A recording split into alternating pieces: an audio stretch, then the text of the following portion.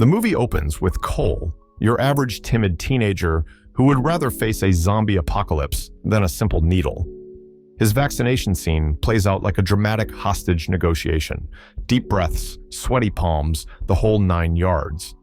After surviving this medical trauma, and let's be honest, we've all been there, he drags himself to school where his only friend Melanie gives him approximately 2.7 seconds of attention before vanishing like a Snapchat message. After school, life serves up the classic teenage nightmare: bullies. These charming individuals have made it their mission to remind Cole that he's failing at adolescence. Just when it's about to get ugly, enter B, the babysitter who is way too cool to actually be babysitting. She swoops in like a caffeine-fueled guardian angel, making the bullies scatter faster than roaches when the lights come on. Later, Cole's mom hits him with that classic parental pep talk: "It's just a phase." Meanwhile, Dad's brilliant idea to cure teenage anxiety, driving lessons, spoiler alert, it goes about as well as you'd expect, ending with a consolation prize of donuts because nothing says "I'm proud of you" like deep-fried sugar. That night, Cole falls down an internet rabbit hole researching something.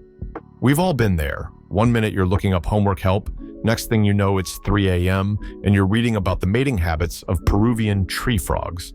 The next day, Melanie plants the seed of suspicion about B, because what are friends for if not to make you paranoid about your caretakers?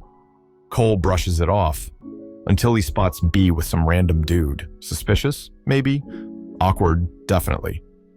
Just when things couldn't get more uncomfortable, Cole's parents drop the ultimate plot twist. "We're leaving you alone with the babysitter for the whole weekend." That night, B and Cole have what appears to be wholesome fun: pool jumps, deep talks, the whole cool older sister act. She even gives him life advice about his parents' possible divorce, because nothing says qualified therapist like your teenage babysitter. But as Cole's about to drift off to dreamland, Melanie calls with more ominous warnings about B. Like any good horror movie protagonist, Cole does the smart thing, pretends to sleep while secretly investigating. And what does he discover? B hosting what looks like the world's sketchy sleepover, with a crew straight out of a Suspicious People lineup. There's Max, Allison, John Sonia, and... wait, isn't that the same guy B was cozy with earlier? Suddenly, Melanie's paranoid theories aren't sounding so crazy after all. What starts as an innocent game of truth or dare quickly escalates into the world's most disturbing makeout session as B plants kisses on everyone like she's collecting Pokemon. But when it's Samuel's turn, the vibe shifts from teen party to serial killer convention. B tells him to close his eyes, which, let's be honest, is never a good sign. And suddenly, Samuel's getting a surprise lobotomy. Cole watches in horror as they collect Samuel's blood in what appears to be the world's most cursed punch bowl, casually discussing their cult ritual like they're planning a book club meeting. That's when it hits Cole. He's basically a walking Capri Sun to these people. Earlier, B had tried to slip him a Mickey, or as adults call it, felony drugging. But Cole pulled a classic fake sip move, proving he's watched enough horror movies to know better. Playing along, he lets them take just enough blood to qualify as a donation, not a sacrifice. Left alone, our boy MacGyver's a rope ladder, because apparently, shop class finally paid off. But just as he's about to make his grand escape, B returns with that special look that says,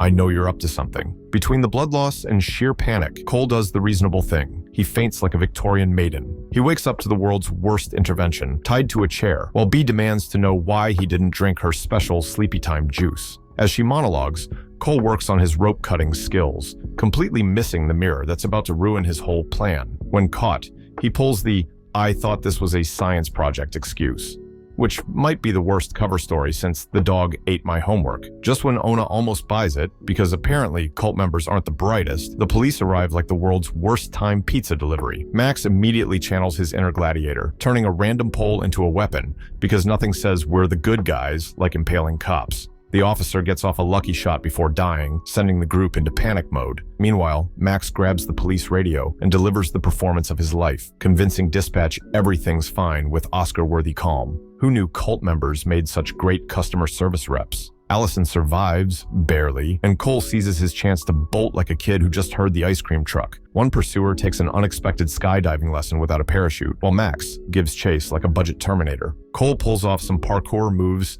that would make his gym teacher proud, diving through a window to safety. His brilliant hiding spot? The shed, where Samuel's corpse is waiting to give him a silent welcome. Grabbing the most American weapon available, a giant firework, Cole makes for the basement, only to find Sonia already there, probably checking off items on her how to be creepy checklist. Cole's brilliant hiding strategy, the classic blanket over the head technique, works exactly as well as you'd expect. That is, until a tarantula decides to audition for the role of worst possible thing to crawl on someone right now. His involuntary yelp gives away his position faster than a sneeze during hide and seek. Sonia orders him to freeze, but Cole's already pulling the trigger on his firework distraction. It may have missed its target, but it successfully achieves the important goal of making everything more chaotic, which, in horror movie math, equals an escape opportunity. He leaves behind a trail of mousetraps like some demented Santa's elf, sprays enough flammable liquid to qualify as an arsonist, and locks the basement door with the satisfaction of someone who's watched one too many Home Alone marathons. But Max, proving that cult members have the persistence of telemarketers,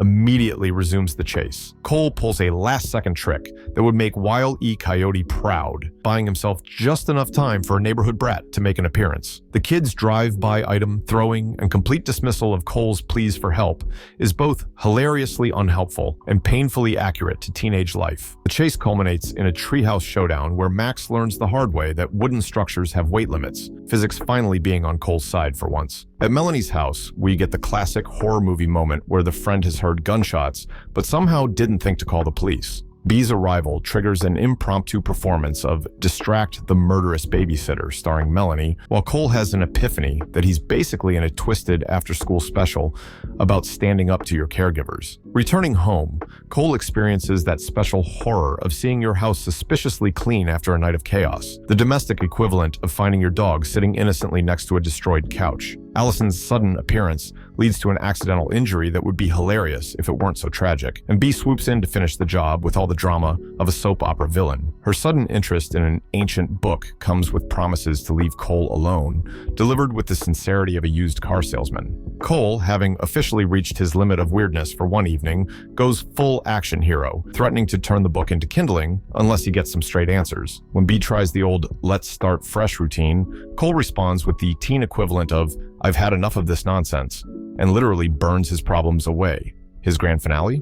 Driving a car through the house in what might be the most expensive way to deal with a babysitter in history. The neighbor's arrival completes the picture-perfect suburban nightmare, with Cole's parents showing up just in time to witness the aftermath of what looks like an extreme home makeover gone wrong. As the dust settles and B is finally defeated, we're left with one important life lesson. Always check your babysitter's references for secret cult activity before hiring them. Thank you for watching. Please subscribe.